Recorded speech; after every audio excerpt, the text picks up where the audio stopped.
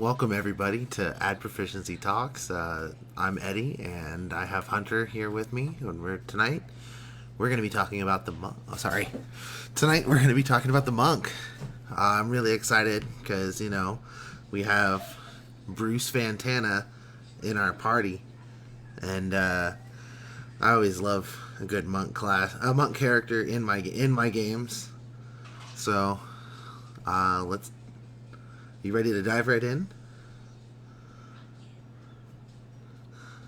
Oh, and by the way, if you have anything you would like to talk to us about, or have any questions you'd like to ask us, feel free to mention it in chat. We have it up, and I will repeat it to Hunter, and we'll go from there. All right, let's just dive right in. What are your thoughts? Just looking at it at the start. Just like I said, a quick glance without at the surface of the class.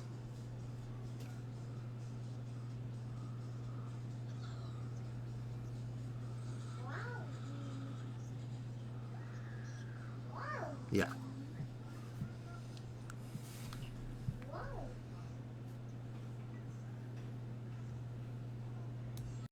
You can sort of stack your stats in order to get that level 1 ability up there. Absolutely. But I'm seeing like a very lightweight scrapper type. Yeah. What about you? I mean, definitely, your character is gonna want to move fast, get it, get in there, get back out, get some hits in really quickly. I feel like the use of bonus actions with this character is very emphasized. So really want to really push for all of your taking all of your actions in a turn. I agree with that. The bonus actions are a pretty hot commodity here. How do you feel about the proficiencies? Dude, I mean, Just to start us off. so simple weapons and short swords. A short sword's a monk weapon. Just saying, there's several. I know when you get to martial arts, you can use two short swords for your martial arts rolls. Fun fact: you don't have to use your bare hands. Bare hands are dope. Don't get me wrong, but you can use short swords and make it look cool. That's true. If you use two short swords, though, you don't get to add your modifier because you're technically doing two-weapon fighting at that point, which is kind of the perk that the unarmed strike gets, is you get to hit them with that solid, plus 4, +5 if that's like your main stat. Well, I mean, I feel like it kind of substitutes for itself because of it talking about wielding monk weapons. You get the benefits of using those. So even Oh, you know what? You're right. Yeah, that's true. so it doesn't really count as dual wielding But for the monk. but it no, you're right. It doesn't. But I do see that it downgrades the monk weapon from a D6 if it's a short sword to a D4 until your martial arts goes back up, which is kind of weird. So I guess I would maybe in that case leave it up to the player. Like, do you want to make I will. a two-weapon fighting for the roll, or do you want to like Yeah. stick to that modifier? I will say the phrasing of the martial arts in particular. It's like you can roll a D4 in place of the normal damage. So That's true. So Yeah. you can switch it. choose to. Yeah, I think so. So yeah, in that case, maybe just like hang on to that monk weapon damage, and then you get to add your modifier on top of that. That would Yeah. be pretty juicy. Yeah, I mean, is there a short spear for monks that counts as a monk weapon? I just want to know. I don't know. I don't know if the spear is a simple weapon or a martial weapon. Let's see. It's worth noting though that this is kind of encouraging monks at that low level when they're unarmed. They would typically, Yeah, but letting you use a monk weapon for this kind of encourages those low level monks to use weapons in order to get that juicy D6 damage at early levels. absolutely. And note that if you're wearing armor using a shield, or if you pick up a longsword, or just a weapon that doesn't qualify as a monk weapon, you don't get the benefits of your martial arts ability at all. Yeah, I'm not that's quite true. sure I agree with that, because I think it would be weird if you just like forgot, how to use your martial arts and it just doesn't serve you in any capacity. Yeah. But I guess if you have like a really rules as written DM, just be careful if you're in disguise as a guard or something and carrying something that isn't a monk weapon. Or just drop whatever you're holding and fight Yeah. with your bare hands instead. Right. Or if your weapons Yeah. break, then you can just resort to punching the shit out of things. hmm Any thoughts on martial arts? I mean, martial arts is really fun. I feel like the fact that like, so you get to use your dex instead of your strength, which is awesome. You get to use you can use a D4, which will get better later. So that's amazing. And then really the third part of it is that when you use the attack action with unarmed strike or a monk weapon, you can make like you can punch someone as a bonus action. So And it has to be an unarmed strike. It It can't be does. another weapon strike. but I will Now, say, sorry, go ahead. I was just going to point out, I don't think you need a free hand in order to make an unarmed strike. You can use your elbows or knees or feet or whatever. It doesn't really matter. Yeah. So you can still make your short sword attacks and then kick someone in the head. Yeah. Or if you're grappling two people, one in each hand, Yeah, you can still attack them, that's very true. That's very true. which is pretty crazy. How do you feel about ki? The resource. Just the system of ki. Honestly, it's so good. Like there's so many uses built into it, and like patient defense. Just get a dodge action as a bonus. That's very nice. I wanted to talk to you about patient defense. Okay. Like, I feel like I never see patient defense used. Right? It's I never see it used. having that dodge would be nice. Like just knowing it, you can activate it if you need it in a sticky situation is super good. I actually want to criticize patient defense a little bit and just hear me out. Let Okay. me know what you think. Absolutely. Go ahead. So patient defense allows you to take an action that you could perform anyways and do it as a bonus action for a single turn, right? Yeah. It's this turn. But the opportunity cost is that you're giving up the option to either make two unarmed attacks or make two important actions of bonus action, which would be step of the wind, that gets you disengage or dash, Yeah. and get your jump distance doubled, which is like a lot of value, like two attacks or all of that stuff, right? So I feel like you could dodge, you could patient defense, and then still disengage with your movement / regular action, so that if you have to run through a bunch of enemies, you have dodge right there. That's true. You have dodge for this turn, right? Yeah. And so just hear me out. Like, Okay. if you do this, right? Yeah. If you do this and you use patient defense, this only reduces your chance of getting hurt, although you can still get hurt. I mean, And yeah. although disadvantage is powerful, let's be real, it's powerful. Mm-hmm. It also means that you can't make that free martial arts attack with your bonus action, Hey, as if you didn't spend any ki. So you're actually less capable now than you would be if you hadn't spent any ki at all. You just get the benefits of dodge. yeah. So I feel like if the monk's supposed to be a scrapper, Mm-hmm. I feel like patient defense is truly an emergency only ability because they're asking you to give up like a key point and a bonus action and essentially like a turn in which you could have done this stuff. Thank you, I would really GB29 like- for tuning in, by the way. Yeah, thanks, man. I would like to see patient defense just grant the benefits of dodge Okay. rather than force the players to sacrifice a bonus action. Because I can feel see like that. if it's a freebie like that, then you're not less effective than you would be if you spent no key and just did attacks and a bonus action. Does that make sense? Yeah, that makes sense. And I do want to point out that Step of the Wind has excellent utility both in and out of combat. and it seems to be the only key expenditure designed this way. Yeah. I'd like to see the other two skills have a flavor or out of combat utility associated with them. Well, I mean, flurry of blows is what it is. I feel like there's no way to. That's just combat.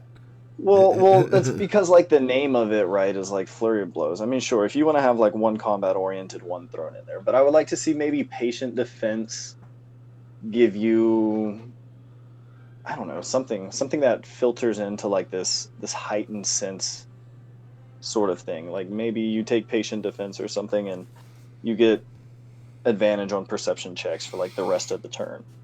So at least when you're out of combat, you're maybe patient defense isn't the right word. Maybe like heightened senses or something Heightened would awareness. encapsulate both that dodge action or that dodge benefit Yeah. with some sort of flavor that encourages you to use this particular ability outside of combat. Okay. I see that. And I think later on when we get to stunning strike, it's actually Oh yeah. yeah, that's a key point as well. Although that one's a freebie, which is Yeah. nice. Doesn't cost you anything but key points. That's very true. Okay, so unarmored movement. That's nice. The ninth level bonus whenever you get to move up walls and walk on water. Yeah, dude, I was thinking about this, right? I was how far up Norstead Point could Bruce Fantana run? Like just straight up the Let's see, step of the wind and whatnot. yeah, if he like, it's just interesting. Yeah. I think this is a really cool ability. I like unarmored movement. Oh, yeah. 100%. Not wearing armor. I guess that's fair. They're just really encouraging you not to do this. No, I like this ability a lot. I think it's very solid. The 10, Oh yeah. 10-foot increase is pretty huge, especially if you're throwing like the mobile feat on top of that or something Yeah. like that. And you're using that key point to dash. So I will Oh, sorry. Go ahead. No, I was. Let's good. go into the monastic traditions, and I'm just gonna go ahead and throw out my favorite one. Sun Soul is dope because it turns you into Goku. Like it just does. It's so good. It's pretty amazing, to be sure. Letting you like shoot your abilities. Do you want to guide us through Sun Soul? Yeah, absolutely. So Sun Soul, you start out with, as soon as you get it, you start out with Radiant Sunbolt, which is, like I said, Goku. Sorry, 1 second. My notes started to wig out me. So yeah, like you just get a new ranged spell attack with that goes 30 feet. I mean, at first it does a D4, but then it changes with your martial arts damage, so it just start range punching people. Yeah, exactly. It's just a Kamehameha all the time, and then you can extra attack, and you can use your Radiant Sunbolt whenever you extra attack. It's silly. Yeah, dude, that is really nice. You're essentially like a ranged monk at this point. Oh right? yeah. Oh yeah. I will say even in like I play some Diablo 3. I really like the Deadly Reach generator ability in that. So this really gives you that feel where you can just kind of hit whatever you need to at whatever however far away it is. Yeah, this is really juicy. And I like that it sort of writes in the flurry of blows version of the Radiant Sunbolt as well. Oh yeah, just bakes it right in and then tells you the damage. So just ranged radiance. This would be really cool in like a Curse of Strahd campaign. For just dude. blasting people with sunlight. Oh yeah, right. Oh man, that'd be crazy. Actually, now that I'm looking at it, it does radiant damage, but I just suppose it's not technically sunlight. I feel like that would be really powerful. Man, that would actually be a really interesting way to like progress a character. Right? Is like, yeah, like we're amping up this, like once you hit ninth level, you know, something like that, you're throwing around sunlight now. That'd be really cool. Matt's just like, dude, I would have been pissed if someone played this Sun Soul in his game. Just ruin his stuff, man. Oh man, yeah, it'd be powerful. How do you feel um, about Searing Arc Strike? Burning Hands, yes, please. Like, just key point. Burning Hands as a bonus action. Yeah. Additional key point. Interesting. Are is the Way of the Four Elements able to do this? um, I'm not. Let me. That's a good question. Let's take a look. Wait. Oh, you know what? It is worth noting though that this lets you cast Burning Hands as a bonus action. Yeah. So if you're trying to like combo somebody down, this lets you nuke And him. you can spend extra key points to increase the spell slot, the level of the spell by one per key point. Wow, yeah. So if you're really trying to just nuke someone with some crowd control. Yeah. Wow, so this is literally like your Kamehameha, and like the more you're charging up Just- your beam, the more key points you're essentially God, dumping into this like exactly. super powered blast. Is it It- capped? Yes, it's capped is at capped. half. Spell level equals half your monk level. So Wow, okay. yeah, at 6, that's still a third level Burning Hands. Okay, so I want to see more of this in D&D, right? Right. I want to see classes take a spell like this, kind of like the Arcane Trickster, and do interact with those spells in really interesting ways, right? I think it's really badass to see this like monk powering up their shit, dropping it all in there, and then literally like mechanically reinforce like I'm exhausted, Yeah. I'm out of key, like I can't Dude, I can't pump out any more of those things, you know? Matt's saying he wants to run a party of just Sun Soul monks. Just have one be level 1 and have it be Yamcha. Just a Dragon Ball Z campaign. Everyone else is level 6, but one character's Yamcha. No, this is super cool. I like this. Could we replace Radiant with Necrotic? I mean, I don't see why not. That would have hit some different. If you want to do like an evil version, I could totally feel like necrotic damage would fit. You know, I'm seeing that they're making it fire damage too, because it's essentially Burning Hands. Yeah. But your Radiant Sun Bolts deal radiant damage. Mm-hmm. So I think maybe they're trying to capture both flavors. Matt says he should make one with necrotic damage and put it in Strahd, have it be like a vampire monk just blasting Dude, bolts of you know what'd be necrotic energy cool out of his hands. is if this dealt force damage. Oh, jeez, that would be awful. Just like that would be badass, dude. I mean, it would be like badass. you but cast it the would be, burning spell or the burning hand spell, but you have it deal force damage. that's And then not- that also gives you the option of like blasting terrain and shit like that. Like you got to yeah. get through a wall, you know, you just fucking blast the wall down, you know. I mean, I think that's super cool. I really like this Searing Arc Strike ability. I would like to see more classes interact with spells like this. have you checked out and then Searing Sunburst? You have your freaking Spirit Bomb too. Devastating explosion, eh? Choose you create an orb and hurl it at a Wow. point you choose within 150 feet, and it does 50-foot range. 150 foot range, 20 foot radius sphere, and 2d6 on a failed con save. Wow. And you can increase the sphere's damage.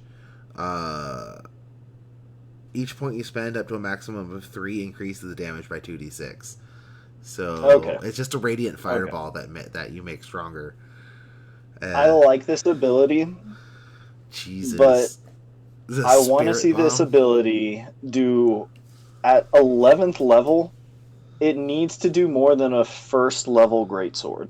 Yeah, Does that make sense? I will say 2d6 is underwhelming. It's That only, needs to be like 2d12. but you can spend like 3 key points to do 66, right? Dude, 3 key points is a tremendous amount. At Because 11th that's level? that's six attacks. That's the value of 6 attacks essentially. Yeah, at 11th level, 3 points is still a lot, considering.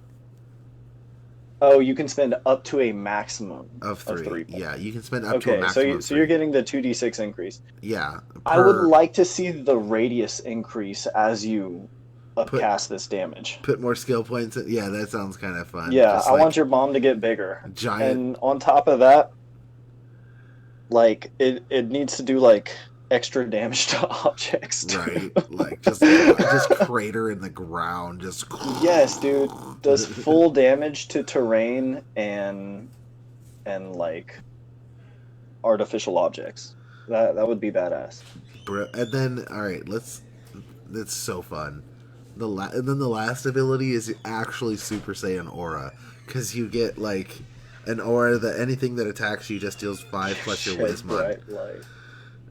Yeah, This is so shamelessly just like it's just a Goku class. yeah. This is just fucking Super Saiyans, dude.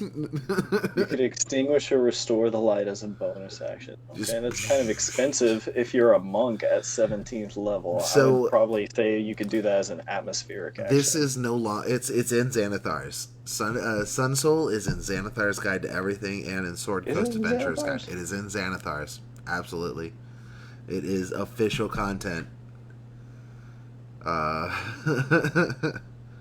Yeah, Wow.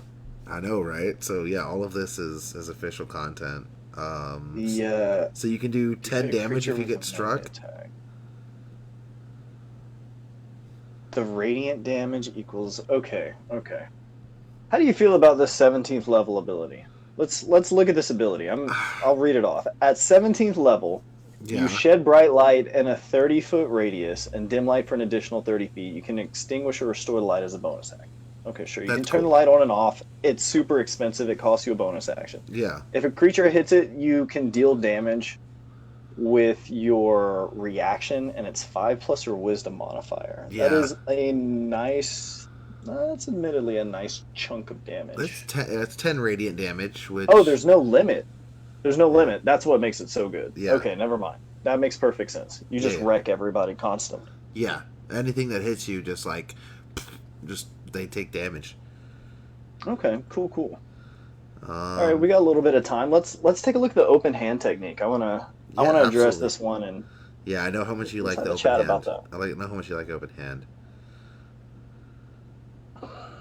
I'm a Drunken Master fan as my second favorite, but I am I've watched Jackie open Chan too hand many is times. probably my favorite. Oh yeah, And I like open hand because it's so perfect for capturing a strength monk feel. yeah, I absolutely love that you have like these crushing blows, right? Which either just crush people to the ground or blast them 15 feet away. You know how freaky it would be to see someone get punched 15 feet, dude? Oh yeah. I mean, That's insane. we have the Bruce Lee 1-inch punch thing. Like, why not? And what's interesting, I don't know if there's errata for this, but there is no size limit on this, right? So I will let Bruce like punch like large creatures because it doesn't say there's a. There is, I yeah. shouldn't. There is no size limit in there. It really isn't. Like, you can just punch punch a mountain and make it kneel, bro. It not being able to take reactions until the end of your next turn, Yeah. I feel like is something that you would do maybe for like your party members more so than like yourself. I don't know, maybe. I feel like that's what you do when you're fleeing, right? Yeah. That is. I mean, but that's a nice feature on that. That is, and honestly, there's no save on that either. I see. Yeah. You just automatically like Take away you their can't- reaction. Yeah, Done. and it lasts for 2 turns. Yeah. Pretty solid. Yeah. Or end of your next turn anyway. Wholeness of body, 6th level. This is just a self heal. Yeah. So you're regaining hit points equal to 3 times your monk level. Once That's per what, long 18? rest. Once per long rest, yeah. So 18 right there, just once per long rest. Not bad. Dude, at 6th level, isn't that like a third of your health, like half your health? That's a huge amount Yeah, of health, right? that's a third. That's at least a third. Yeah. For I Okay. think just let's think of our particular monk, Bruce Fantana. Yeah, that's easily a third. Okay, so there's not really a whole lot of because I'm looking at this. This is what 6th level, Yeah. and I'm Excuse me. thinking to myself, this kind of looks like a fighter's second wind, Yeah. right? The second one, short rest, right? I think so. Yeah, but they also don't get generally stuff like open hand. But well, unless you're playing a battle master. When when I look at this ability to heal yourself, right, and I look Yeah. at the open hand, which is encouraging like really kind of frontline scrappiness, I I'm wondering, should this be better? Like, is the intention here to come through for you in an emergency? Because you get one use, it's a huge amount of health, granted. Yeah. Hmm. But what's a 6th level fighter's second win look like? I think isn't it one of their hit die? One. It's like their level plus their constitution modifier, I think, plus a D10, right? So that's like 6 plus at least 3, so 9, Yeah. right? Plus a D10. Okay, I don't know. So the monk's still getting like a pretty solid amount of health. Yeah. Oh man, look at this 11th level ability though. So Excuse Tranquility me. at Sorry. 11th level. At the Yeah. end of a long rest, you gain the effect of a sanctuary spell, which essentially means everyone needs to pass a wisdom save in order to land a hit on you. Yeah. That's funny. And on top of that, it lasts until the start of your next long rest. So it lasts a whole long rest, and it's not a concentration Yeah. because you're not casting the spell, you are gaining the effect of the spell. Yeah. So yeah, this is a tanking. This is like a frontline fighter subclass. I like this, dude. That is a solid ass 11th level ability. Yeah. Honestly, that's they have to That make is a very, very good. They have to make a saving throw before they can even attempt to attack land an you. attack one. Hmm. So, the quick question from Matt: how do you feel about concentration? I think concentration is underutilized for the martial classes. And I have homebrewed in my own game that the pugilist subclass or the pugilist class uses concentration. Okay, that's kind of cool. Hmm. And it sort of costs them like essentially key points, their version of key points in order to do that. But I would like to see a mechanic that allows the monk to make those concentration saves in order to Yeah, keep something up, but monks are not proficient in concentration. constitution saves. Oh yeah, that's fair. Interestingly enough, sorcerers are, so go figure. So are our artificers. Yeah, so are artificers and the martial classes. And the last one here, Quivering Palm. Yeah, When you hit a creature with an unarmed strike, you burn 3 key points to start imperceptible vibrations, which last for at least 17 days, right? yeah, These vibrations just remain within somebody. Oh, what the hell? If yeah, it fails, okay. So you plant like a nuke inside somebody, which lasts at least 17 days, right? yeah. And if you decide to trigger this, They either instantly die or take 10d10 damage. oh my god, necrotic damage. Yup. That is incredible, dude. And you are having to hit them with an unarmed strike, right? Yeah. You can, and now I will say you can only have one thing under this effect at a time. And you can also choose to end it without killing them. So what I'm seeing here is this is a superpower ability for monks, right? Yeah. Where you get in, land one strike, and get out Uh huh. before like this is your like assassinating the monarch ability, Yeah. right? Where you go in, drop all those vibes up in them, and then just move out of there before something happens. Yeah. This looks to me like an extremely solid in-game ability, especially because it has such powerful roleplay and story potential. I mean, Especially because you can choose to end them harmlessly. yeah. That means that you can threaten somebody with this ability, right? Coercion. Mm-hmm. Coercion. You're basically like, yeah, your heart's gonna explode unless I decide it doesn't. It's not magical, Yeah. so all of your spell crap isn't gonna work. It's just there. Yeah. It's. Yeah, it's not a condition like that could be removed by a spell. Like this is extremely potent. I Oh yeah. really like this. It's a very fun. It's a very fun ability. I would argue. I would say that this is definitely a more powerful capstone ability for a subclass than, let's say, the Sun Soul. But I would argue Yeah, that the Sun Soul's other abilities kind of make up for that. yeah. I As actually really, really like this subclass. oh, I do too. It's Looking at this subclass, this is very, very juicy. The only thing I'm not super, super keen about is the sixth level self heal, but that is a very potent ability nonetheless. it is. Everything here just reinforces their ability to engage on the front line and be okay. Do you want to kind of move through the rest of the monk class real quick? Yeah, sure. Let's All go right. ahead and finish We up. we each talked about So, one of our so favorites. Yeah. coming out of third, right, where we get the extra attack because we're one of Hmm. those combative classes. Oh yeah. Stunning strike. Stunning strike, which I didn't notice this before, requires a melee weapon attack. I don't know.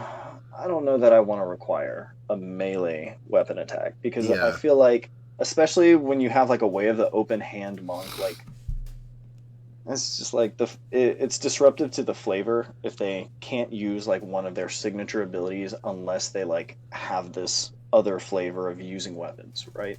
Yeah. That's my only really real thought on it.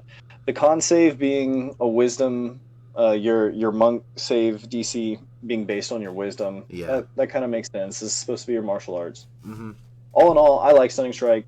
Those are my only real thoughts on it. Oh yeah. It's really great. And This is going to be amongst the most potent ability. I'm sorry. Go on. speaking of, how do you feel about using stunning strike against bosses there, Hunter? Stunning strikes against bosses. I feel like Having this is such an exceedingly powerful ability. I almost want to say like this is up there with being like one of the main roles for a monk, yeah. right? Like being able to lock down a boss is extremely potent. Oh It yeah. turns out you can't chain lock them, No, a which boss like a beholder or something like that.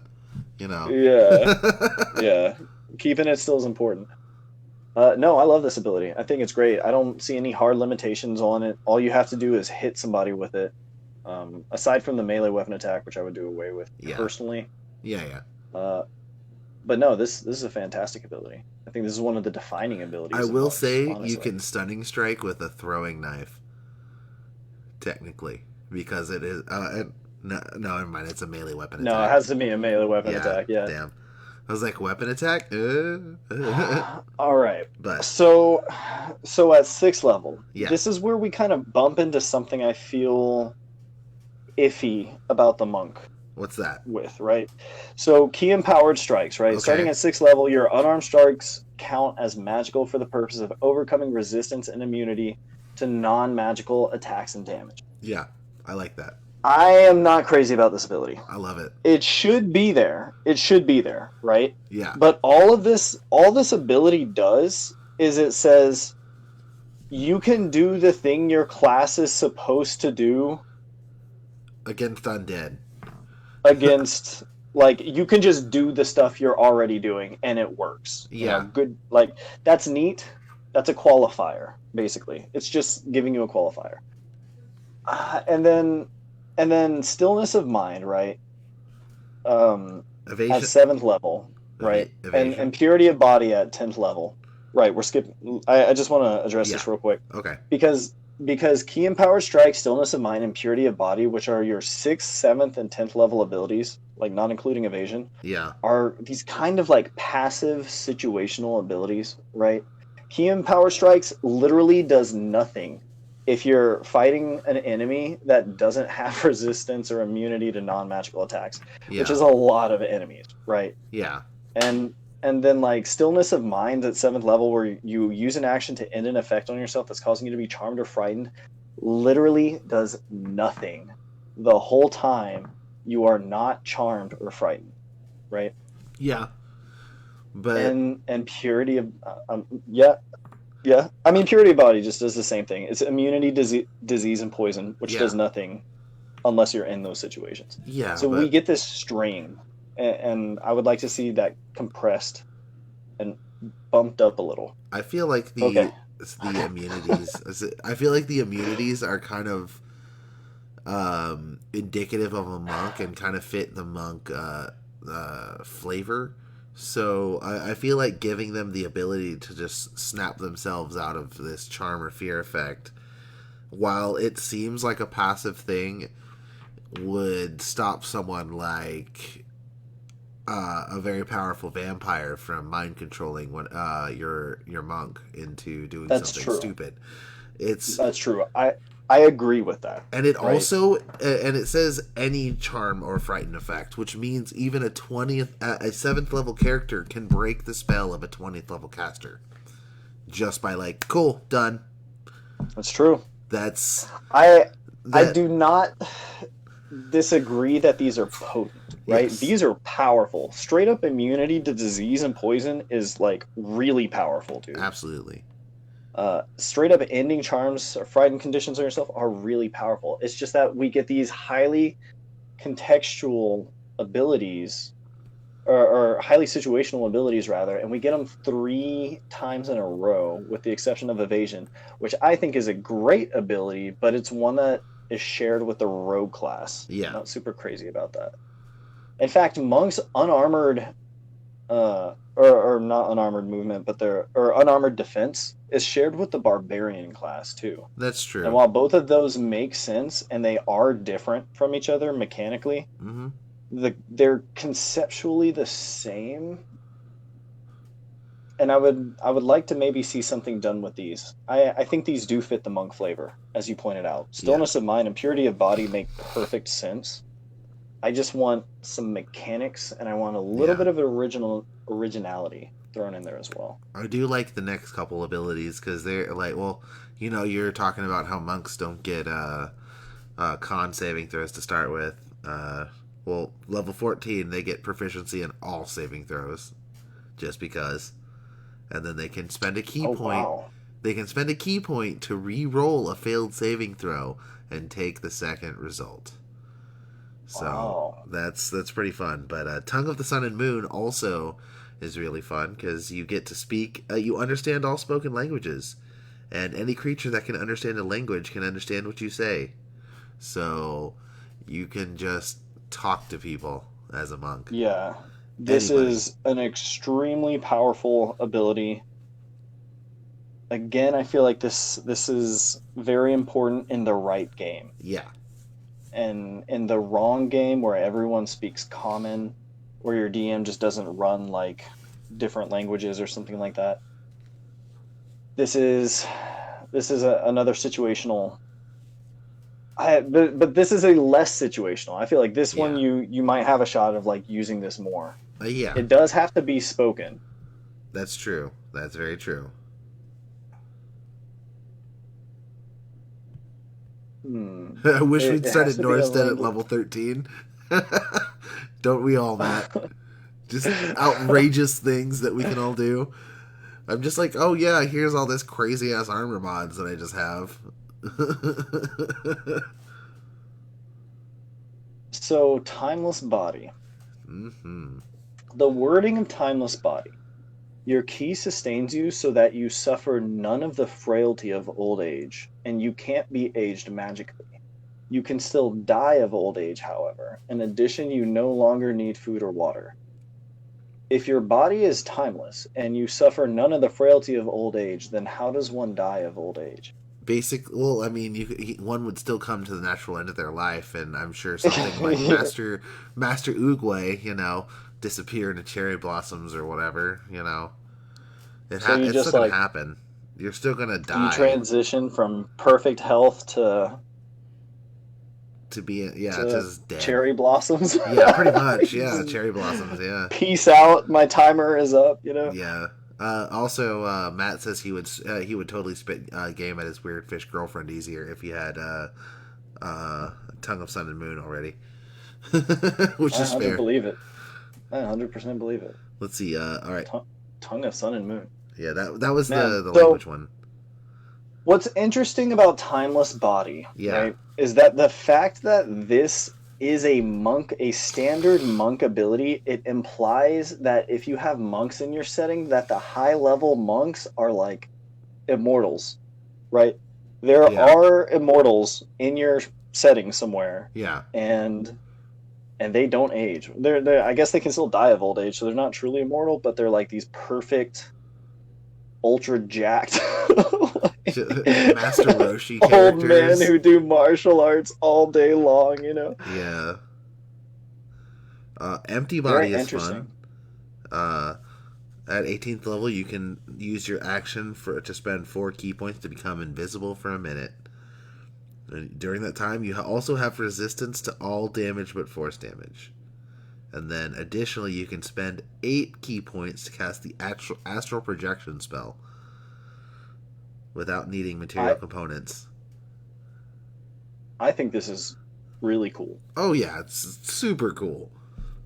It's a very fun ability. This feels like half of a capstone, because at level 20 monks get like another kind of capstone-ish ability. And it's very fun. It encourages you to basically just spam all your key points every fight.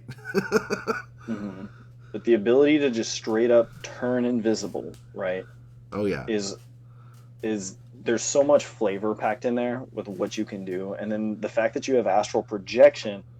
Again, this is implying that your high level monks are astral projecting. Right? Oh yeah. They are out there on the astral plane doing their thing.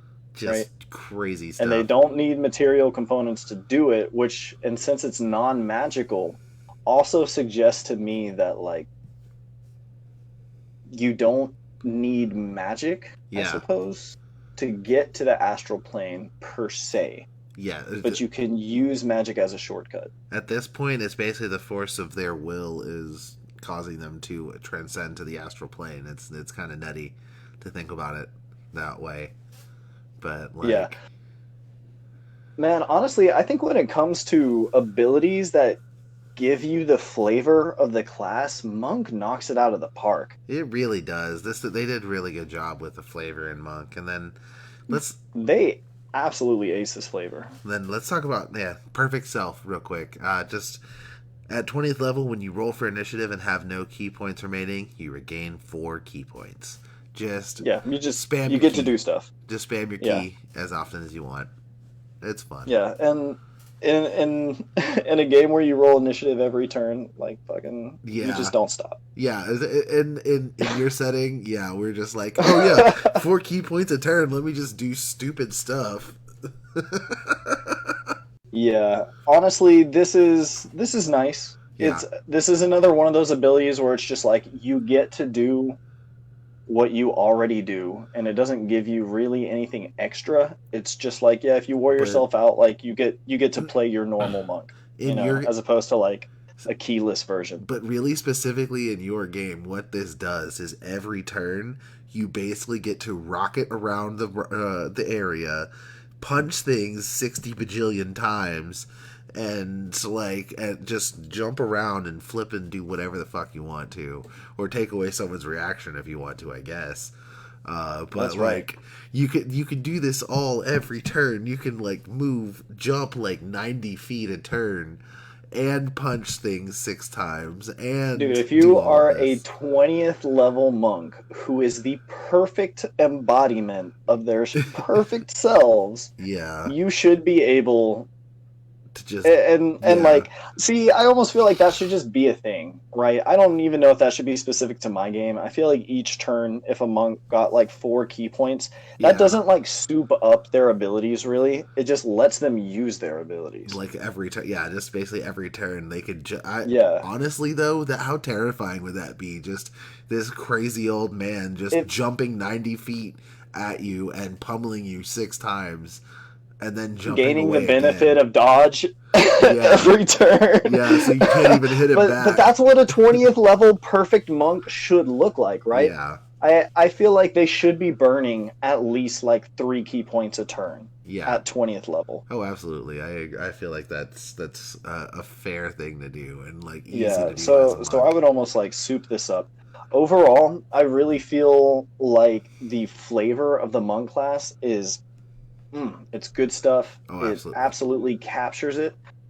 I I do feel that the monk class with the wording of these abilities and like the names of these abilities Mm-hmm. kind of lock the player into like a kung fu martial arts like Asian martial arts flavor. Yeah, I understand. And I feel like if you just like rename some of these abilities, like renamed Ki to like Fighting Spirit or something like that, Yeah, then you might have like a sort of like I don't know, perfection seeking warrior maybe is what we're looking at here. yeah.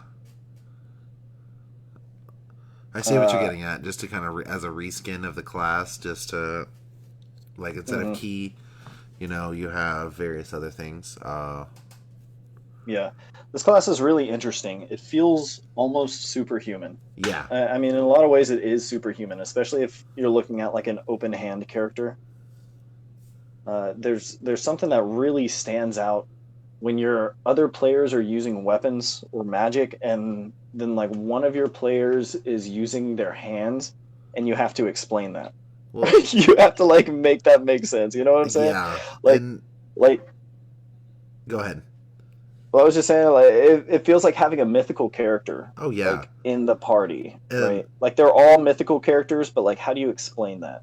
You uh, know? dude, I will say though, like, what about think about that Sun Soul monk at level 20, just 4 key points every turn, just throwing blasts of sunlight everywhere and burning Chucking hand. spirit bombs, Dude, dude, left yeah, and bro. right, Like every turn, just just spirit bombing the shit out of things. God. dropping nukes. Jesus, yeah. Oh, you got too close. Let me just burning hands everywhere. Thank you. Hmm. And it's worth noting too that as a house rule, just because like Yeah, we like keeping the damage up, I allow forced movement to provoke attacks of opportunity, which adds a little bit of utility to the open hand technique because it incentivizes them to like be tactical about how they aim like their enemy's projection. Because if it flies past your teammates, right, then they get those attacks of opportunity as well. that's very Lots true. of cool stuff there. Anything Um, else you want to say about the monks? no, We man. managed to get two of those subclasses in. Yeah, we each talked about a really favorable subclass, and like I feel like we did a good job, man. All right. Good That's stuff. Good stuff, brother. good talk, man.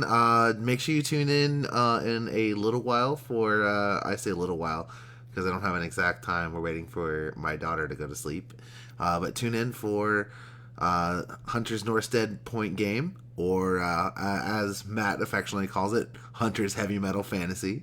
Um, And if you guys ever want us to discuss anything for these before stream chats that Eddie and I have, feel free to post it on the ad proficiency section of our NerdJam TV Facebook or just throw it up on there. and Matt was kind enough to throw our new Discord link up for everybody. Make sure you check that out. Join the community. Talk to us.